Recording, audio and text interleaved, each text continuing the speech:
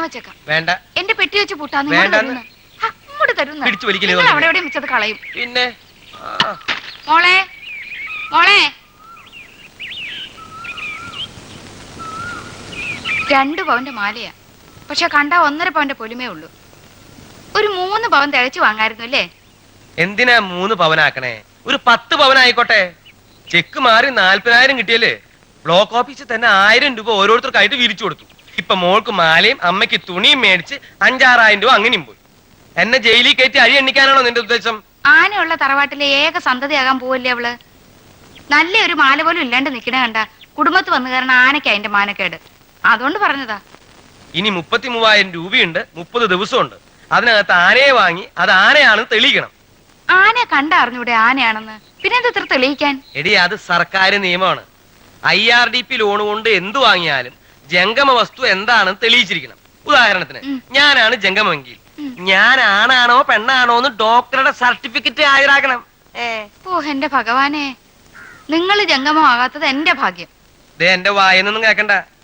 അവരുടെ നിബന്ധനകൾ വായിച്ചാലേ കിട്ടിയ കാശ് കൈകൊണ്ട് തൊടില്ല. എന്നാ എന്റെ തരൂ, ഞാൻ എന്റെ തരൂ. ഓ മോളെ ഇതൊന്ന് വായിച്ചേ. ആ രൂപ എന്റെ തരുന്നേ. ഓ നിബന്ധനകൾ: 1. വായ്പ കൈപ്പറ്റി 30 ദിവസത്തിനകം ആനയെ വാങ്ങി ഹാജരാക്കേണ്ടതാണ്. 2. വാങ്ങിക്കപ്പെടുന്ന ജംഗമ വസ്തു ആന വിഭാഗത്തിൽപ്പെടുന്ന ഉരുവാണെന്ന് വില്ലേജ് ഓഫീസറുടെ സർട്ടിഫിക്കറ്റ് ഹാജരാക്കണം. എന്തായി ഉരു? അത് നിനക്കുള്ള രോഗമൊന്നുമല്ല. ചോദ്യങ്ങൾ ചോദിക്കാതെ വായിക്കുന്നത് കേട്ട്. 3. ആന ആണോ പെണ്ണോ എന്നും ക്രയം നടക്കുന്ന സമയത്ത് ഉരുവിന് സാംക്രമിക രോഗങ്ങളൊന്നും പിടിപെട്ടിട്ടില്ലെന്നും അസിസ്റ്റന്റ് വെറ്റിനറി സർജനിൽ കുറയാത്ത റാങ്കുള്ള ഒരു മൃഗ ഡോക്ടറിൽ നിന്നും സർട്ടിഫിക്കറ്റ് ഹാജരാക്കേണ്ടതാണ്.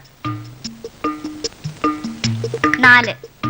ആനയെ വാങ്ങുന്ന ആളിന്റെ ജാതി തെളിയിക്കുന്ന സർട്ടിഫിക്കറ്റ് വില്ലേജ് ഓഫീസറിൽ നിന്നും വാങ്ങി വായ്പ ഉടമ്പടിക്കാരന്റെ റേഷൻ കാർഡ് സഹിതം ഹാജരാക്കേണ്ടതാണ്.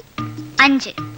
വായ്പ തുക പലിശ സഹിതം 40 തുല്യ ഗഡുക്കളായി അടച്ചു തീർക്കേണ്ടതും വായ്പയ്ക്ക് തുല്യമായ തുകയ്ക്ക് ഉടമ്പടിക്കാരന്റെ സ്ഥാവര സ്വത്തുക്കൾ ഈട് നൽകേണ്ടതുമാണ്. 6. അത് കൊള്ളാം. വായിക്കാൻ പറഞ്ഞ ആളുമില്ല, കേൾക്കാനിരുന്ന ആളുമില്ല.